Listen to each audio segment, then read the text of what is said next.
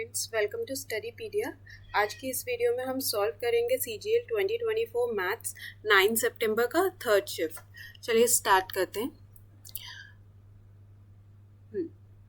Question number 1 देखते हैं। इसमें बोल रहा है एक स्टॉक पोर्टफोलियो है जिसमें वो कंसिस्ट करता है 4 स्टॉक्स। एक स्टॉक पोर्टफोलियो में 4 स्टॉक्स हैं। ए जिसका रिप्रेजेंटेशन है 20% और उसका रिटर्न है 6%। ठीक है। बी स्टॉक का रिप्रेजेंटेशन है 30% और उसका रिटर्न है 8%। सी स्टॉक का रिप्रेजेंटेशन है 20% और उसका रिटर्न है 4%। और रिमेनिंग 30% का जो पोर्टफोलियो है, मतलब जो डी का पोर्टफोलियो है वो 30% का है और उसका जो रिटर्न है वो किस में है, -5% के अंदर। ठीक है, ये है -5%। अब उसने पूछा what is the average return of the portfolio. देखो एवरेज रिटर्न निकालना है, देखो 0 सब में कॉमन है, मैं इसको कैंसिल आउट कर देती हूँ। एवरेज निकालने के लिए ये टर्म और इस टर्म को दोनों को मल्टीप्लाई करेंगे। 12, 24, 8 और ये 15 किसका रहेगा, माइनस का। ठीक है, सबको आपस में ऐड कर देंगे, मतलब ये तीनों टर्म्स प्लस होंगी और ये टर्म माइनस होगी, तो आंसर रहेगा 29। और ये चारों टर्म्स प्लस करेंगे तो आंसर रहेगा 29 10 डिवाइड कर देंगे तो एवरेज आ जाएगा पोर्टफोलियो का 2.9%। सिंप्लीफिकेशन का क्वेश्चन है, इसको सिंप्लीफाई करते हैं।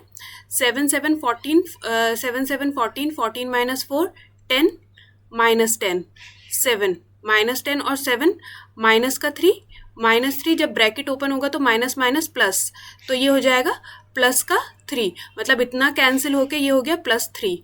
ठीक है, 7 और 4 11 माइनस का और ये 7, तो इतने का आ गया 7 - 11 +3 +14। ठीक है, और ये सब किसका रहेगा, माइनस का और बाहर 13। ठीक है, -11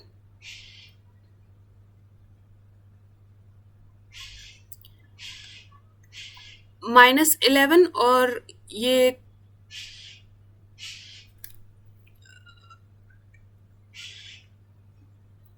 -11 और 14 3, -11 और 14 3, 7 10 और 13, तो अंदर के क्या रहा, +13, बाहर रहा -13, तो +13 -13 आंसर विल बी 0। ठीक है, नेक्स्ट क्वेश्चन देखते हैं। एक इसके अंदर देखो, the given table shows the number of pages printed by 4 printers. 4 printers के थ्रू नंबर ऑफ पेजेस वो शो कर रहा है प्रिंट करे हुए। अब वो बोलता है if total number of pages printed by all given printers together on Wednesday. देखो वेडनेसडे की बात कर रहा है वो, was 15% more than the total number of pages printed by the given printers on together on Saturday।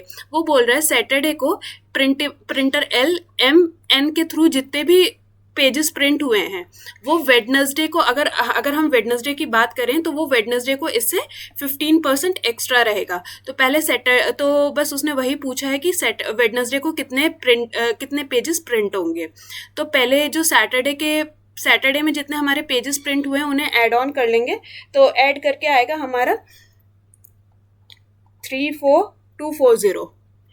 240। ये है हमारे सैटरडे के प्रिंटेड पेजेस। अब वो बोल रहा है जो वेडनेसडे के प्रिंटेड पेजेस रहेंगे वो इससे 15% एक्स्ट्रा रहेंगे, तो इसे 115% अगर इसका कैलकुलेट करेंगे तो आंसर रहेगा हमारा 39,376। अब ये कैलकुलेशन आप अपने आप कर लेना, कैलकुलेशन तो आपको अपने ही आप करनी है, मैं मेथड ही बता सकती हूँ। अब एक क्लियरेंस सेल है, उसके अंदर एक साड़ी है जिसका मार्क प्राइस कितना है 10,490 और सेल कितने की हुई है 9,441। तो अब वो पूछ रहा है कि उसका डिस्काउंट परसेंटेज कितना है। देखो जो इसका डिफरेंस है वही उसका डिस्काउंट है, तो इसका डिफरेंस आ जाएगा 1049 और डिस्काउंट हमेशा किस पे दिया जाता है, मार्क प्राइस पे, तो नीचे आएगा मार्क प्राइस इनटू में 100, तो आंसर रहेगा 10% का उसको डिस्काउंट गिवन है। ठीक है, अब क्वेश्चन नंबर 5 देखते हैं। A pipe can fill a overhead tank in 12 hours. एक पाइप है जो एक टैंक को 12 आवर्स के अंदर फिल करता है, but due to leak in the bottom it is filled in 18 hours. लेकिन उसके अंदर कुछ लीकेज हुआ टैंक के अंदर तो वो कितनी देर में फिल हुआ, 18 आवर्स में। देखो ये जो दूसरा है वो दूसरा पाइप नहीं है, वो जस्ट बिकॉज ऑफ लीकेज जो हमें एक्स्ट्रा मतलब डिले हो रहा है वो ये टाइम है, ये दूसरा पाइप नहीं है जो वो लीक कर रहा है, ये जस्ट बिकॉज ऑफ डिले जो हमारा दूसरा टाइम नोट हुआ है वो 18 आवर्स का हुआ है। ठीक है, तो हम टोटल वर्क निकाल लेंगे। अगर वो विदाउट लीक फिल हो रहा था तो वो उसका एफिशिएंसी था 3 यूनिट, ठीक है, और विद लीक में 2 यूनिट। ठीक है, if the tank is full how much time will the leak take to empty it. देखो लीक कितने की हो रही है पर मिनट, 1 यूनिट की। ठीक है, अगर मैं लीक की बात करूं तो लीक का रेट क्या है, 1 यूनिट का। तो ठीक है, टोटल वर्क हमारा इतना है 36। वो पूछ रहा है अगर मतलब टैंक अगर फुल है तो उसे एम्प्टी होने में कितना देर लगेगा, तो लीक का जो हमारा यूनिट है वो 1, तो हमें पूरा 36 आवर्स ही लगेंगे उसे एम्प्टी होने में।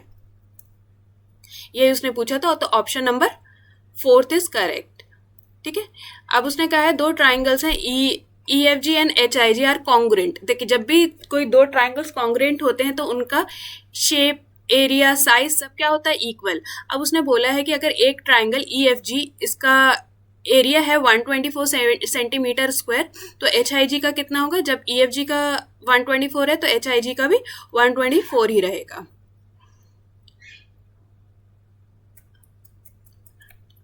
हाँ देखिए इसके अंदर इन्होंने बताया A प्लस बी को अगर मैं ऐड करूं वो 2C के इक्वल रहेगा। ठीक है, ये है, इसके अंदर हम वैल्यू पुट कर देंगे। हम A को 1 मान लेते हैं, B को 0 और C को A को 2, B को 0 और C को 1।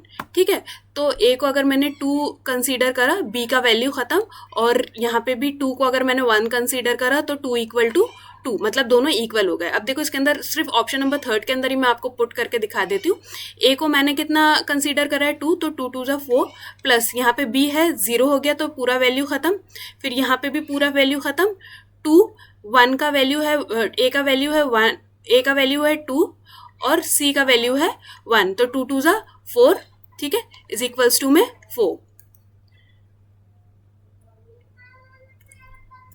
देखो इसके अंदर बोल रखा है दो इक्वेशंस दे रखी हैं हमें, एक ये इक्वेशन और एक ये वाला इक्वेशन।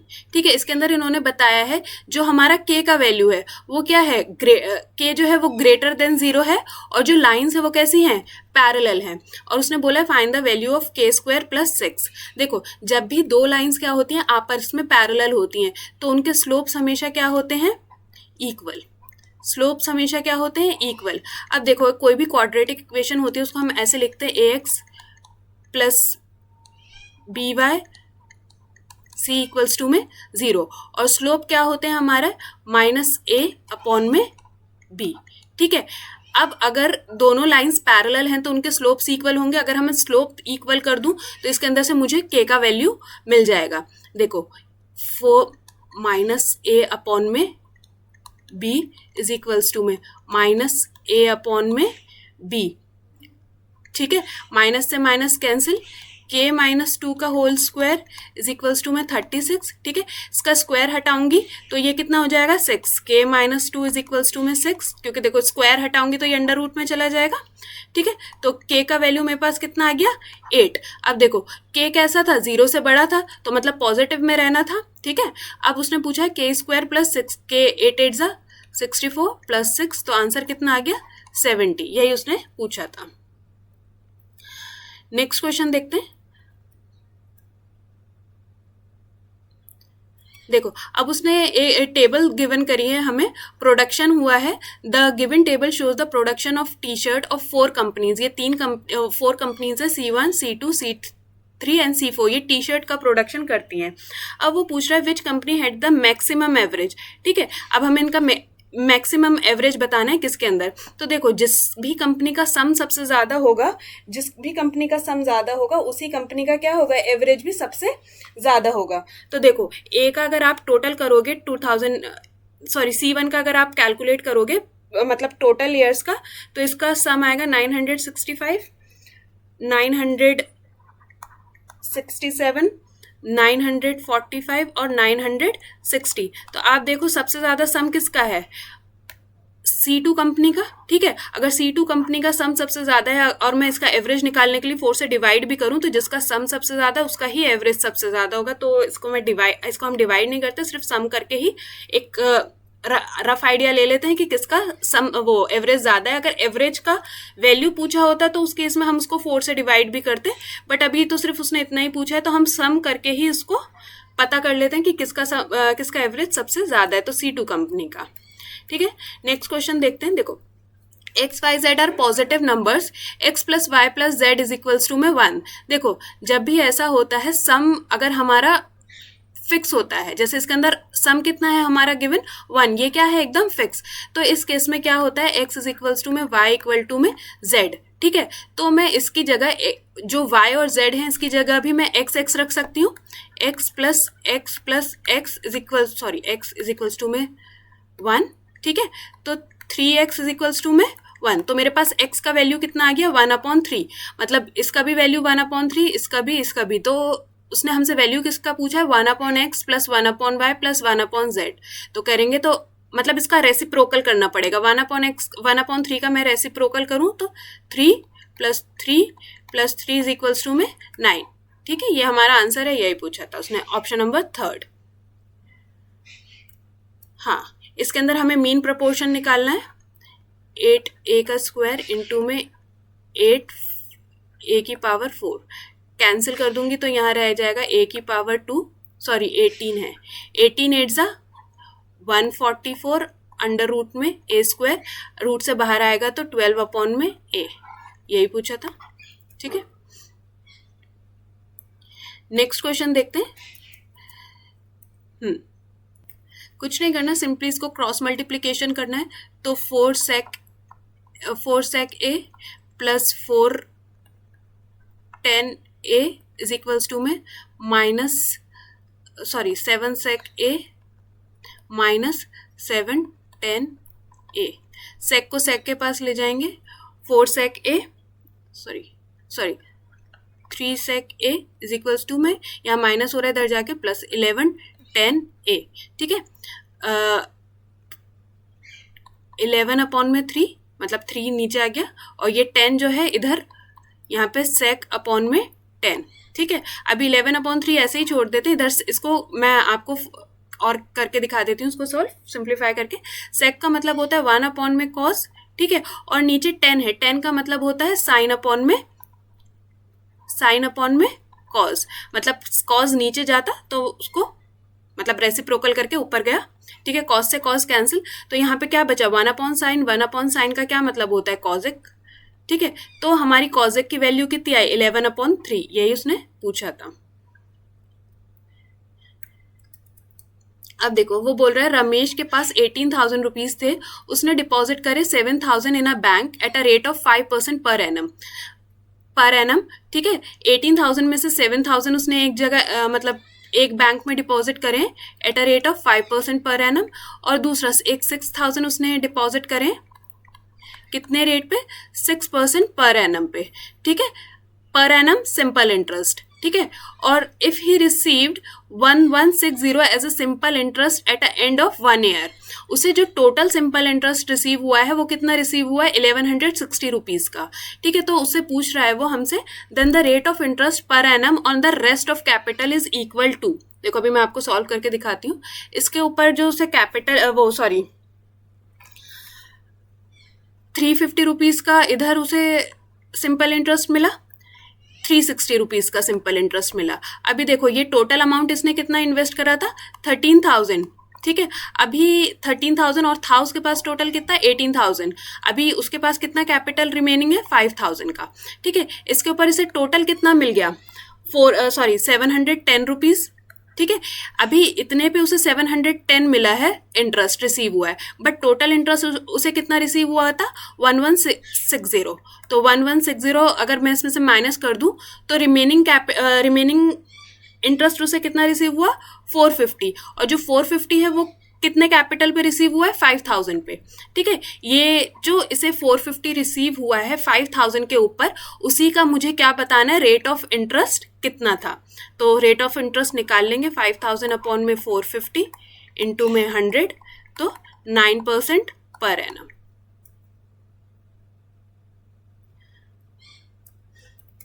अब उसने बोला if the length breadth and height of a cuboid this this and this, तो उसका हमें क्या बताना है, वॉल्यूम। वॉल्यूम ऑफ क्यूबॉइड क्या होता है, length into breadth into height, करेंगे तो कितना आ जाएगा 192, 8 इंटू 4 इंटू 6, तो आंसर ये रहेगा। ठीक है, नेक्स्ट क्वेश्चन देखते हैं। एक टेबल है जिसके अंदर सेल दिखा रहा है of different type of helmets की, हेलमेट की सेल का ये डेटा है। ठीक है, अब उसने पूछा what is the percentage increase of the sale of helmet in C type के हेलमेट्स के अंदर। उसने पूछा हमसे सी टाइप के हेलमेट्स के अंदर, सी टाइप के हेलमेट का सेल कितना इंक्रीज हुआ है अगर हम 2002 में देखें इन कंपैरिजन टू 1999। तो देखो 54 से 68 में कितना इंक्रीज हुआ है, 14। कंपेयर किससे कर रहे हैं, 1999 से। ठीक है, तो इसका परसेंटेज बताना है, कैलकुलेट करेंगे तो आंसर रहेगा 25.93%। यही पूछा था। ठीक है, नेक्स्ट क्वेश्चन देखते हैं।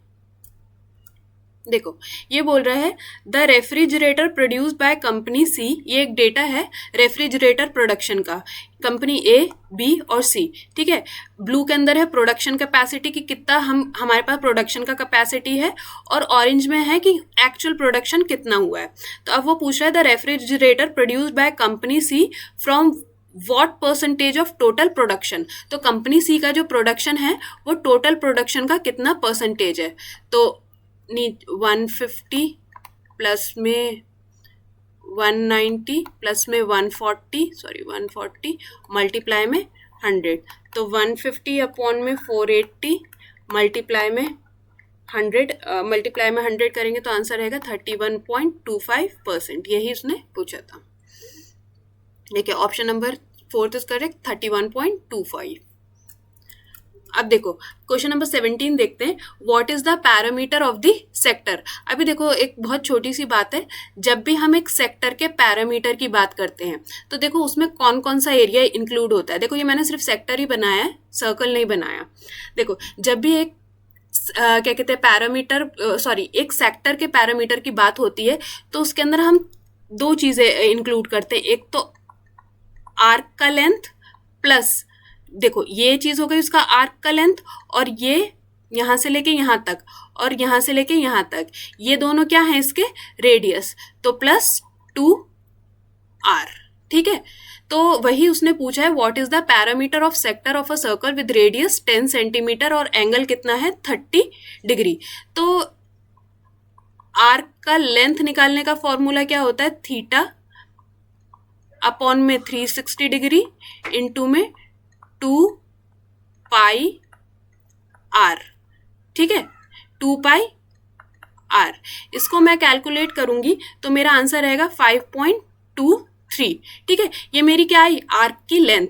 अब सिर्फ आर्क की लेंथ नहीं पूछी उसने मुझसे, सेक्टर का पैरामीटर पूछा। पैरामीटर तो पता ही है ना, बाउंड्री होती है। तो देखो ये मेरी आर्क की लेंथ आ गई, ये जो ये कर्व है मेरी इसकी लेंथ आ गई 5.23। ठीक है, इसका लेंथ 10, इसका लेंथ 10, तो प्लस में 20। ठीक है, तो आंसर कितना रह जाएगा 25.23। यही पूछा था, ऑप्शन नंबर 4 इज करेक्ट। अब देखो उसने हमसे पूछा है कि मैं k की जगह पे क्या वैल्यू पुट करूं जो मेरे पास डिविजिबल क्या हो जाए, ये नंबर किससे डिविजिबल हो जाए, 11। अब देखो 11 का डिविजिबिलिटी रूल क्या होता है, जितने भी ऑल्टरनेट नंबर्स होते हैं लाइक 4, 8, 5, 8, इनका सम करूं तो इनका सम मेरे पास कितना आएगा 25। इसे माइनस करना होता है जो बाकी ऑल्टरनेट नंबर्स का सम होता है, जैसे 5, 4, 7 और प्लस 8, तो ये हो गया मेरे पास 16 प्लस k। ये किसके बराबर होना चाहिए, ये या तो 0 के बराबर होना चाहिए या 11 के बराबर होना चाहिए। ठीक है, अब देखो या तो देखो इसका जो सम आना चाहिए ना, इसका जो सम मतलब इसका सम और इसका सम, जब मैं इन दोनों को आपस में माइनस करूं तो या तो ये 0 के इक्वल आना चाहिए या 11 के इक्वल आना चाहिए। अब देखो मैं 25 में से 16 माइनस करूंगी तो 19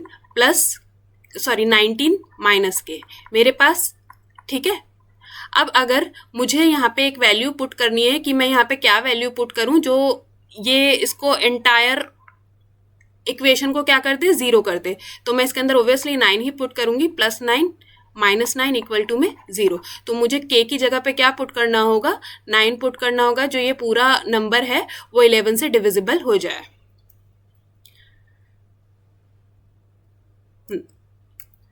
अब ये तो सिंप्लीफिकेशन है, सिंपल। साइन ए 1 + कॉज ए, ठीक है, इसको 1 - कॉज ए से मल्टीप्लाई करेंगे, ऊपर भी यही करेंगे, 1 - कॉज ए, ठीक है। नीचे हो जाएगा 1 - कॉज स्क्वायर ए, तो 1 - कॉज स्क्वायर ए क्या होता है, साइन स्क्वायर ए, तो साइन ए 1 - कॉज ए, नीचे इसका पूरा 1 - कॉज स्क्वायर ए बना था, इसका वैल्यू होता है साइन स्क्वायर ए, ठीक है। तो मैं इसकी जगह ये पुट कर दूंगी साइन स्क्वायर ए, ठीक है, साइन स्क्वायर ए, साइन ए से एक कैंसिल हो गया, तो मेरा आंसर कितना बचा, 1 में कॉज ए अपॉन में साइन ए, ठीक है, यही उसने पूछा था। Option number 1 is correct. अब एक ट्राइंगल है पी क्यू आर, एक ट्राइंगल है पी क्यू आर, ठीक है। The bisector of angle Q and angle R, ठीक है, meet at O inside the triangle Q O R, ठीक है, यहाँ पे वो मीट करते हैं, और क्यू ओ आर कितना दे रखा है, 107, ठीक है। तो अब मुझसे क्या पूछा है, then the measure of angle P is, मुझे ये वाला एंगल बताना है, ठीक है, एंगल पी बताना है। तो इसका क्या फॉर्मूला रहेगा, angle Q O R is equals to में angle Q O R 90 degree plus में एंगल पी बाय 2, ठीक है, ये इसका फॉर्मूला होता है, ठीक है। तो एंगल क्यू ओ आर का वैल्यू मैं पुट कर दूंगी 107 इज इक्वल्स टू में 90 प्लस में एंगल पी बाय 2, ये प्लस है, इधर जाके क्या हो जाएगा, -17 इज इक्वल्स टू में एंगल पी बाय 2, तो एंगल पी की वैल्यू कितनी आ गई, 34 डिग्री। Option number 4। ये भी सिंपल, मतलब सिंप्लीफिकेशन का ही है, क्रॉस मल्टीप्लिकेशन से स्टार्ट करेंगे।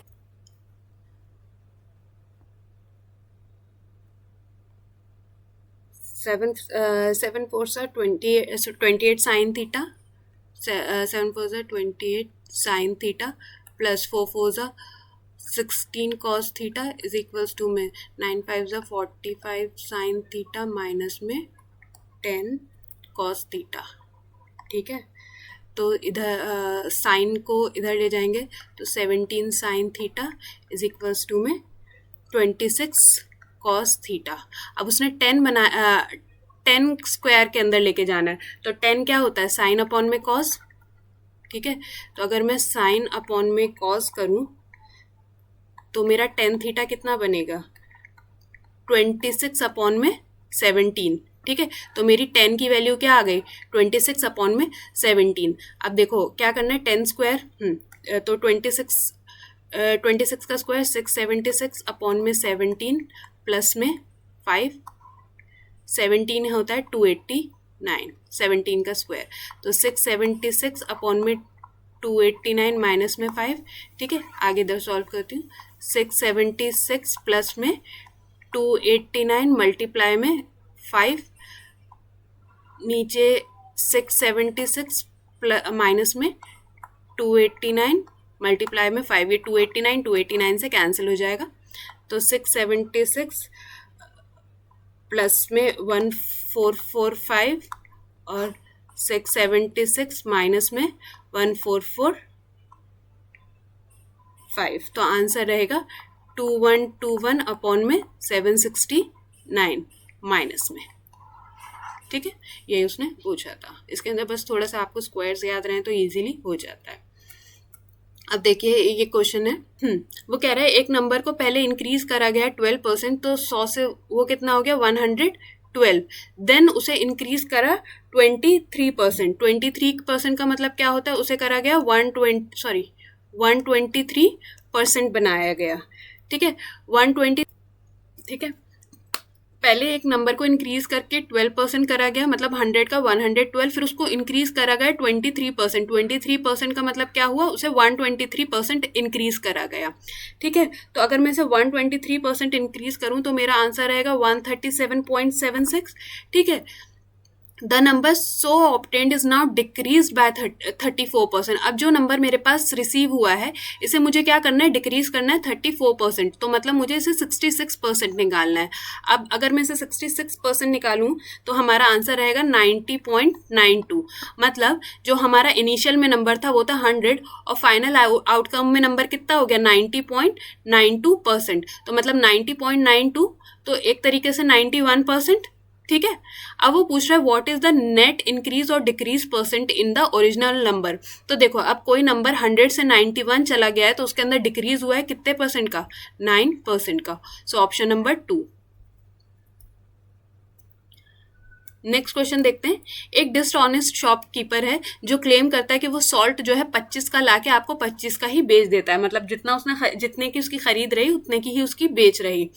ठीक है, तो उसके बाद वो क्या करता है, he tries to make profit by removing 200 gram. मतलब आपको घर से 800 रुपये का सामान बेच रहा है और आपको बोल रहा है कि उसने 1000 रुपये का सामान दिया है, मतलब 800 रुपये घर से लगा के 1000 रुपये का वो प्रॉफिट कमा रहा है। ठीक है, what is the shopkeeper gain percentage. तो गेन परसेंट निकालने के लिए उसे प्रॉफिट कितने का हुआ है, 200 का, कितने पे प्रॉफिट हुआ है, 800 पे। तो गेन परसेंट इसका कैलकुलेट कर लेंगे, 425 सा, तो इसको 25% का गेन हुआ है। देखो, thief noticed a policeman at a distance of 600 metre. ठीक है, 600 मीटर का उनके बीच में डिस्टेंस है। The thief starts running and policeman is chasing him. चोर आगे आगे भाग रहा है और पुलिस उसके पीछे पीछे भाग रही है। पुलिस के स्पीड से पुलिसमैन रनिंग, चोर की स्पीड है 12 और पुलिस की स्पीड है 15 किलोमीटर पर आवर। ठीक है, यह है किलोमीटर पर आवर में, और जो डिस्टेंस है वो हमारा किस में है, मीटर के अंदर। ठीक है, तो उसके अंदर पूछा है कि टाइम कितना लगा है उसे पकड़ने में है। ठीक है, पुलिस ने उसे कितनी देर में पकड़ा है, हमें टाइम बताना है कि कितना देर लगा है उसे कैच करने में, और टाइम किसके अंदर बताना है हमें, इन मिनट्स के अंदर बताना है। तो देखो ये था 600 मीटर। ठीक है, दोनों का रिलेटिव स्पीड कितना आएगा, 15 - 12 3। ठीक है, ये किलोमीटर पर आवर में, और ऊपर में हमारा डिस्टेंस किस में, मीटर में, तो इसको भी मैं मीटर पर सेकेंड में कर दूंगी कन्वर्ट, 5 × 18। ठीक है, 5 × 18। अब देखो अभी इसको कैलकुलेट करके मेरा जितना भी टाइम आएगा वो किस में आएगा, सेकंड में, बट हमें किस में चाहिए आंसर, मिनट में। तो मैं इसको साथ ही साथ किससे भी 60 से क्या कर देंगे, डिवाइड कर देंगे। तो 1 ज़ा 1 ज़ा,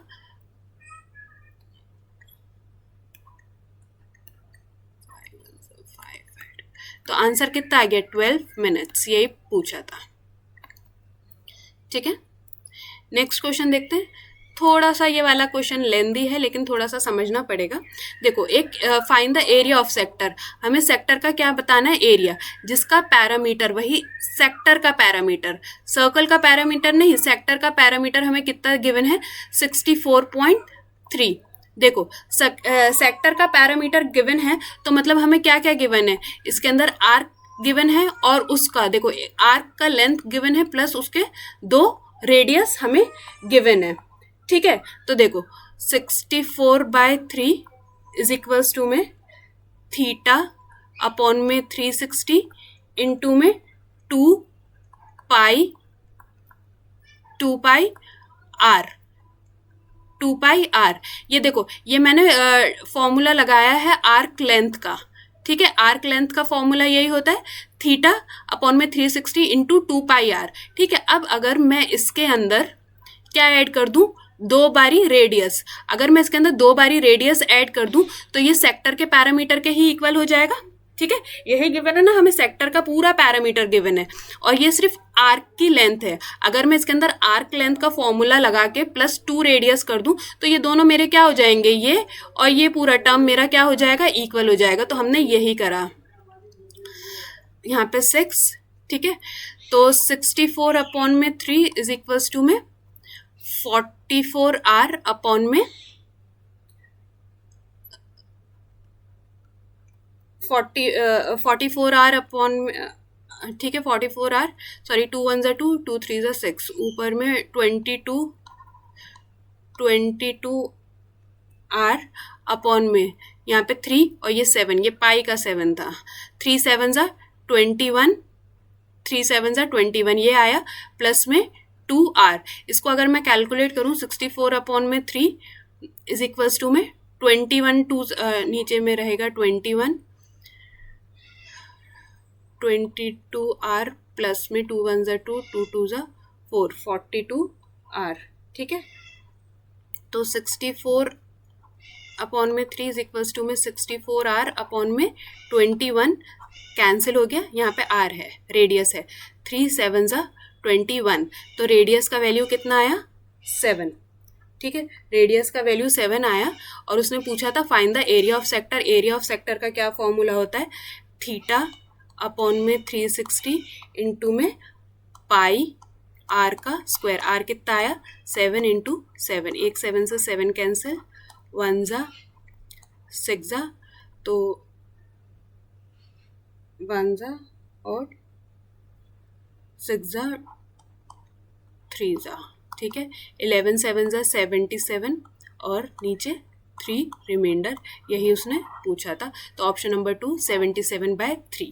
ठीक है, तो आज के इस वीडियो में हमने सॉल्व करे पूरे 25 क्वेश्चंस। ठीक है, होप ये वीडियो आपको हेल्प करेगा आपका प्रिपरेशन के लिए। थैंक यू, नेक्स्ट वीडियो में मिलते हैं। Thank you so much.